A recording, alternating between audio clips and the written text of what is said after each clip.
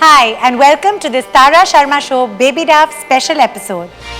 We're here for the launch of Baby Dove in India.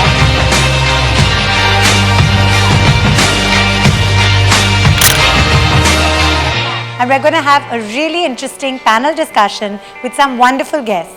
We've got gorgeous actress, wonderful mom, Janelia Deshmukh, clinical psychologist, Varka Chilani, and renowned pediatrician, Dr. Pai. We're going to talk to them about various things relating to new moms, including the findings of the Baby Dove Global Survey. Lots of facts that I've been hearing for a long time from real moms on our show.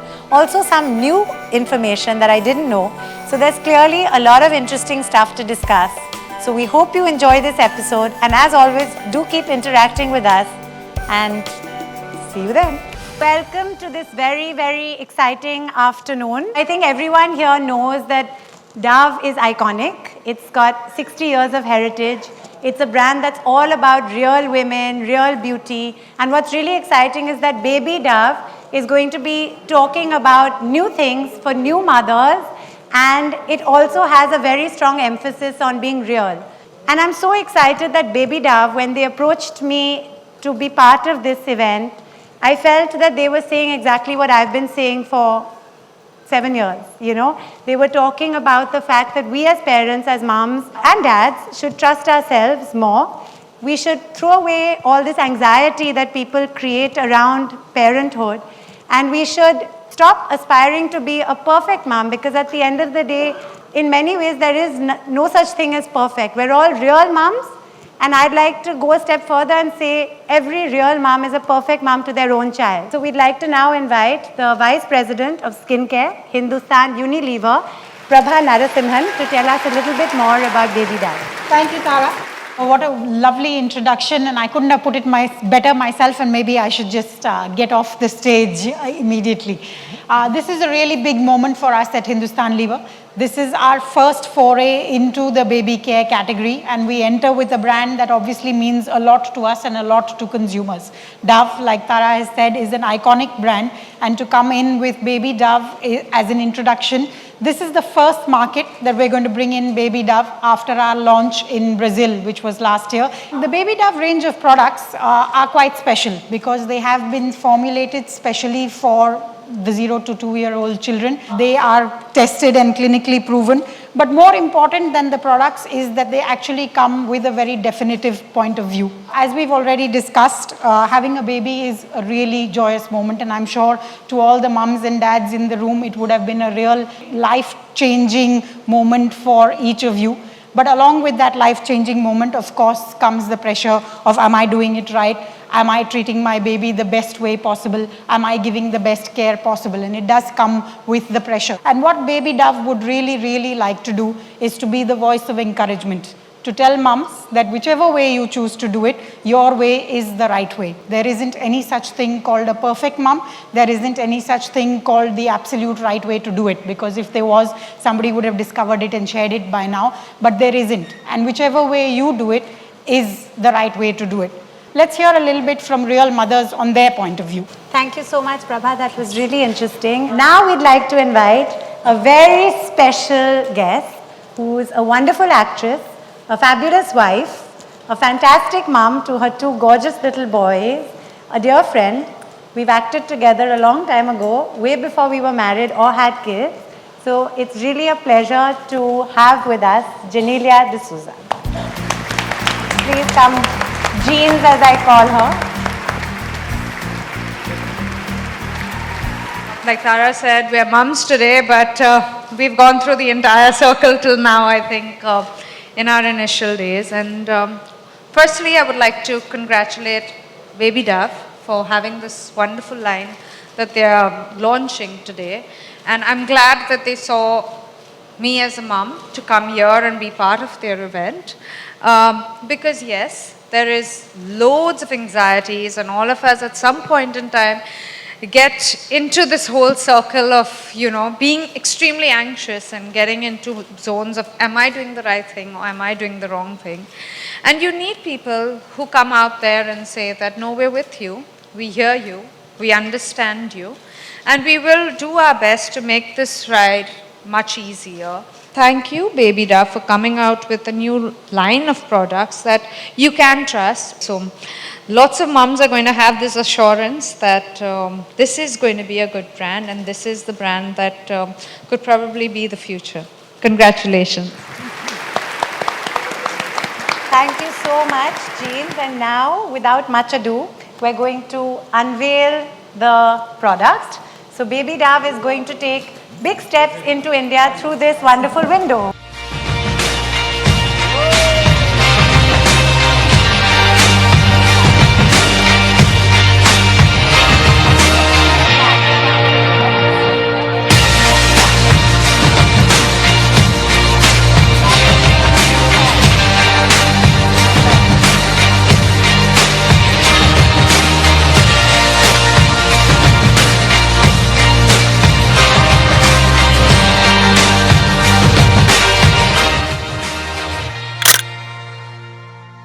Having done my show for 6 years, I have a lot of parents who come on the show. In fact, some of them are sitting here. One of the startling things, which I think is a global phenomena, is 9 out of 10 mothers are actually extremely stressed to become a perfect mom.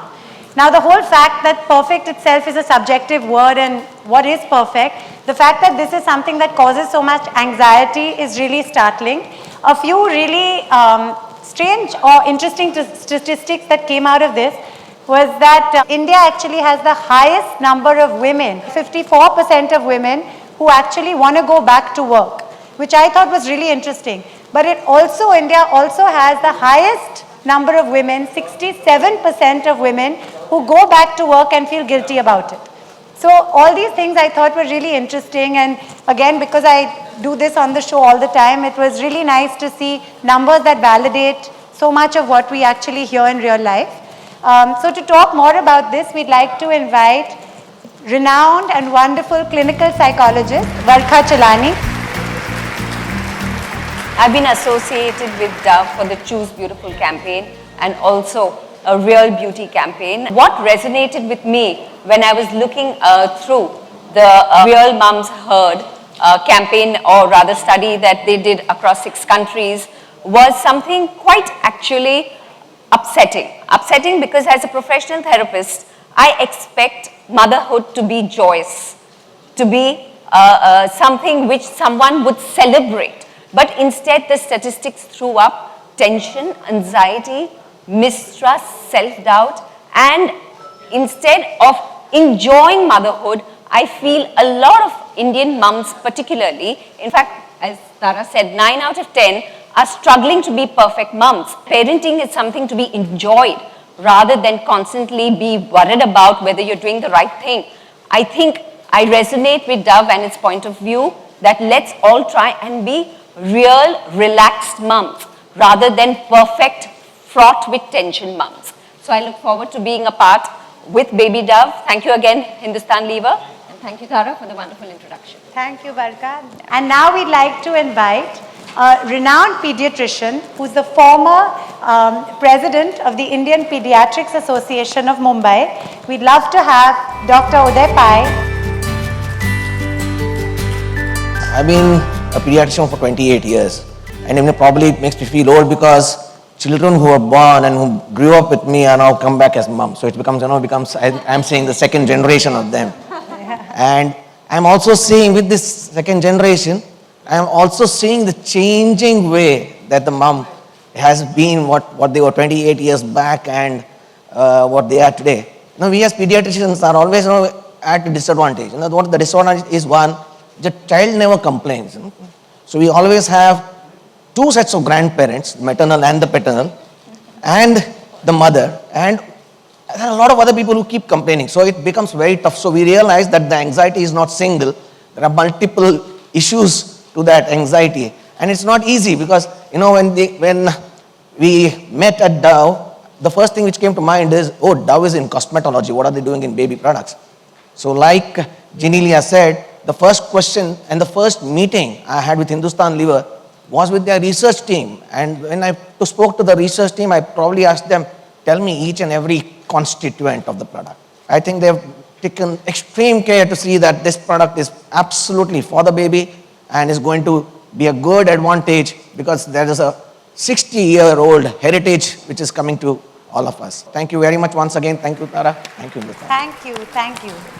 So now we're going to do what I like doing best, which is moderating a little discussion like we have on the show. And this is also going to feature as a Tara Sharma Show Baby Rap special. I think everyone here has Yeah, said... feature on your show, finally. See? And guess who my last guest was? Her husband. So we heard his point of view. So now I'm going to see if what he says matches what you said. But he was very complimentary of you. So you have to return that. But basically, I think everyone's thrown up some really interesting points. The global survey has statistics that are really interesting, and we're going to discuss that a bit more.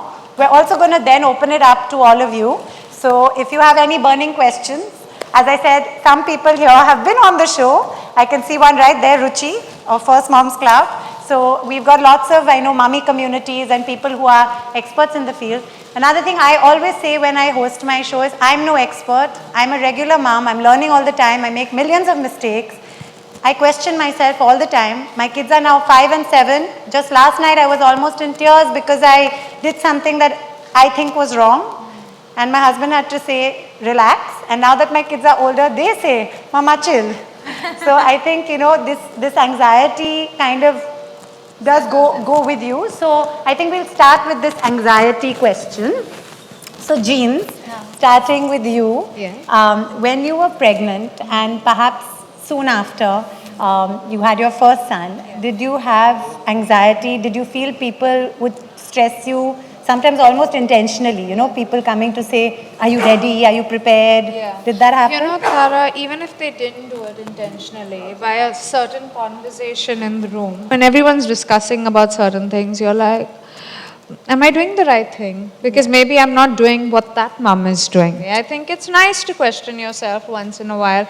I just think it's not nice to lose confidence in yourself. And I think the first 2 months go in with a lot of things. I mean, be it breastfeeding or be it, you know, choosing the right kind of products. Everything makes a difference to a new mom. And also the fact that she's gone through so much and, you know. But I think after that, what I realized is, my child can only be happy if I'm a happy mom. Absolutely. I think So, so that's one of the things where I decided that, everyone's trying to help out and no one means bad, but I need to filter just like I would do in life. Like, you know, you get a zillion opinions even when you're an actor or even when you're not. But eventually you have to do what works for you and you will go wrong. It's not like you, but you'll correct yourself and so what? That's what happens with being a mom as well. So, coming to you, doctor, do you find that we're actually in a generation of more anxious parents? And what's your take on this whole anxiety? See, it's very interesting. Both of you are mom twice, okay? And the anxiety level with the first child, maybe 100%, you know, but then I always tell parents, wait for your second child. Say, oh, I don't want to go in for that. And suddenly after 2 or 3 years, we'll say, oh, I'm you know, second one. And that's the time at the end. Now you're 50% pediatrician because you've gone through one. So in the second, you know what you're going to get into. And we always believe that all mothers have instincts, definite instincts. And those instincts are what we tell them, believe them. So it's basically the child's way and the mother's way of nurturing the child, which ultimately matters. At the risk of being a little controversial, considering I have a show in the parenting space, do you feel that there's a bit of an information overload when it comes to communities, blogs, shows, research, Google? Do you think as a new mom, like, do you actually look at all that, or do you decide that you're only going to listen to your mom and maybe yourself? Or do you have some trusted things that you refer to, like maybe books or... You know, Tara, I think information is there because there is a certain section that needs it. And I think, why not? I mean, today, I have help. I mean, I have my mom, I have my mother-in-law both there. But there are so many families that just have a mom, dad, and their child. And they do need a little bit of advice here and there. It's how much you filter, how much you don't. And like Dr. Pai said, it's very important to have your own instinct work for you. Absolutely. And that can only happen if you're confident and if you're happy. You made a very valid point about your mom and your mother-in-law both being very close.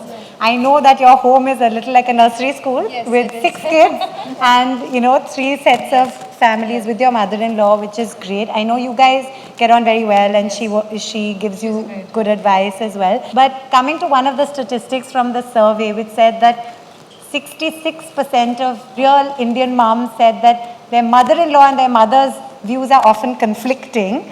I'd like to come to you as a clinical psychologist. When you have this kind of contradictory advice, apart from confusing people, can it also breed fear? Or how would that work But what I think the mother at that point, the new mom, has to do is sift the advice and decide that to take some from the mom and apply it where it's relevant to the child, and to take some from the mother-in-law and apply it, because both come from points of view which may be different. And I think the biggest lesson to learn in my parenting was that every child is unique. So I'm a twin, and I realized that my mom used different strategies, if I may use that word, for each of us, even though we were twins. I preferred sleeping longer. My sister was slightly more hyper. So there is no right thing. There is a thing which you have to see fits uniquely to every child that is in front of you. I think it's important to gather the right kind of information. Like when we're talking about mums and mother-in-laws, honestly, I never had an issue with either my mum or my mother-in-law. I think because they both came from a zone where they understood that you are the mum, we'll do what you tell us to, and my mom and mother-in-law get along much better. So, I didn't have that issue, but yet there were things that I wanted to do my way, and it wasn't like not advised or stopped or restricted. But what I did is I take my mom, I take my mother-in-law where I go. If I need them to hear something from a doctor, like from my pediatrician, I'll take them there. I'll explain to them, I'll talk to them. I think as much as we are evolving as moms, they are evolving as grandmoms. It's their first time too, you know. No, in an Indian context, we have more, most often there's more family involvement, right? I happen to be half Indian and half English, and I see the difference because my mom is English, and I see that it's a little different. You know, my mom is, although of course she's been here 45 years, so she's quite Indianized, but I see my cousins in the UK, they kind of, it's more nuclear when it comes to the way they bring up. They may not have as much involvement, and again, it's each to their own. You take what you want from either. I think even the Dove data showed that I think Chinese are the most dependent on family advice, followed by Indians and so on. Yes, I think this is what's so interesting about that global survey, that you see the differences. Now, talking about, as a doctor, the concerns that people come to you with, I'm sure you have the usual, like about breastfeeding, when do you stop, when do you give solids, when do all those things that we've all asked. And I'm embarrassed to admit that I am one of those mothers who's messaged my doctor. Dr. Balsekar has had messages from me saying, do I do this or do I do that? But I think I've also learned to be a little chilled. But what are the main concerns that new mothers come to you with? There was a time when we used to have two sets of grandparents. Now with nuclear families, we don't see that kind of, both a set of grandparents. And then people change their jobs very often, change scenarios very often. That's another additional thing. Now the other things which are adding is intercaste marriages which are taking place. So there's, a conflict between the two grandmothers. The one would say one and the other would say the other. So with all this, the scenario with taking care of a child is you have to evaluate what the myths are, traditions are, facts are, changing times that take place. And of course, you also have blogs and Google to confuse you further and add to the complication. But like, what Tara said, you do face, like, you have Dr. Varka who herself said that she was a little who slept more and the other was hyper. So that's why my child doesn't sleep would be the commonest thing. But it's the way to understand my child doesn't eat is the most commonest thing. And you probably go to a little detail of trying to understand what the child eats. I said, boss, I don't eat that much. It's that kind of a situation. And these are common things which you keep facing. So at the end of the day, I think a little amount of talking to, counseling definitely helps parents. And I think it's basically trying to say, allow the child his space. Like you need your space, the child needs his space. Do skincare issues come up? It's unending. The traditional way would say, you apply this oil is good, that oil is good. At the end of the day, from our side, we basically say that oil does nothing. It's your massage, it's the touch. It's the bonding which comes from what you do for the baby. I think that's what makes all the difference. And believe me, I'll probably be happy to share with you now, there are fathers who like to do it more. Absolutely. Yes. And I have a lot of parents who now, especially the nuclear family ones, where the grandparents are not there. The mother would do the morning one, and the night massage would be given by the father. And that touch therapy is what is important. Thank you. That was, interesting to know the kind of concerns that parents have. Now, moving away from the baby, I think, as Ruchi said when we walked in, it's interesting that, the conversation is about the real mums. Now, of course, everyone compliments the baby, but the reality is it's the parents who are, whose life Once perhaps you deliver, changes. no one asks you how you're doing also. What are the kids doing? What are the kids How's doing? the child? Like, but me, I exist. So now going back to that you exist, when you starting your next film? Yes. Oh. Because as I said, the statistic that comes out of the Baby Dove Global Survey actually says that India has the highest percentage, 54% of women who want to go back to work, which I found quite interesting. Because having done this show, as I said, for 4 seasons, we have a lot of working women coming on the show, mothers going back to work, mompreneurs who've started their own enterprises, being a mother and an entrepreneur. So what's your view on going back to work? I don't think I ever left work, Tara. Yeah. I mean, this is work at the end of the day. I don't think you don't work, and I think as a mom, you do something or the other, which is a lot of work. It may not be acting, it may not be, certain things. I have a production house. Yeah. I've just produced a song. I've on my way to producing 2 films. You are producing your show, acting in a show.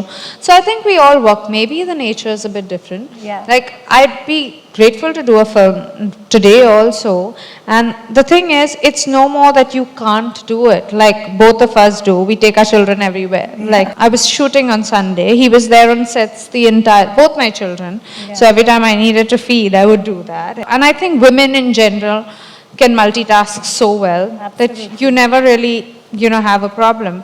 And on a day that you need to do a little more work, I'm grateful that my husband understands that it's our child together. Yes. And he's there. Like this morning, I had to be at home and I couldn't drop my son to school.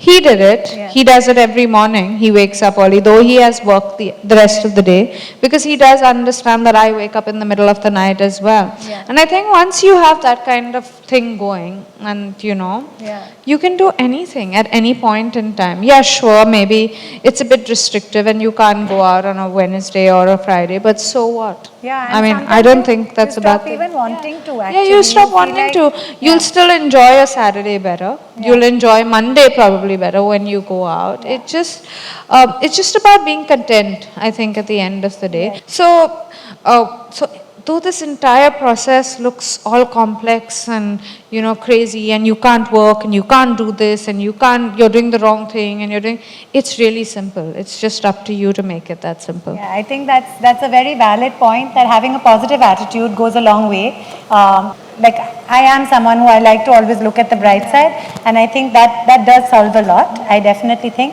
Having said that, at the risk of being a little controversial, and after all, this is a debate, we are also in a position of privilege where we have the opportunity to, say, take our kids on a set, produce our own stuff. Yes. I'm always grateful for advice my father gave me shortly before he passed away. He always said, don't wait for the phone to ring with an offer. If you want to do something that doesn't exist, create it. Yes. And that's when I created my show. And today, I'm grateful to Baby Dove for acknowledging that we as mothers who are working, actually people are also watching that. But there are lots of people who don't have the infrastructure of help.